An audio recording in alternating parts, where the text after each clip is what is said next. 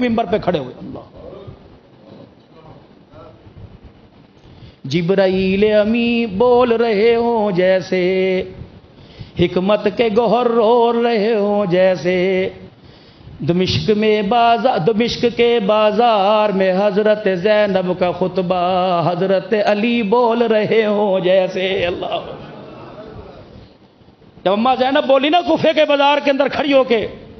اور اپنے پردے کی اہمیت بتلائی, انہوں نے کہا بے شرمو, جب ماں نے للکارا نا کہ ہمارے آنے کا مقصد کیا, تو یہ کوفے والے کہنے لگے علی تو نہیں آگے کہیں کھڑا ہو گیا, یہ کون ہے خطیبہ جو آگے کھڑی ہو گئی. کربلا کا کوفے جا رہے تھے, ابن زیاد کے لشکر نے آ کے رخ موڑ دیا, ادھر نہیں جانا ادھر آ. آپ نے فرمایا 3 شرطیں, پہلی ملاقات کرنے دو, ہم آنگی پیدا ہو جائے گی, کسی نہ کسی نتیجے پر بات آئے گی, ملاقات کرنے دو, نہیں مجھے واپس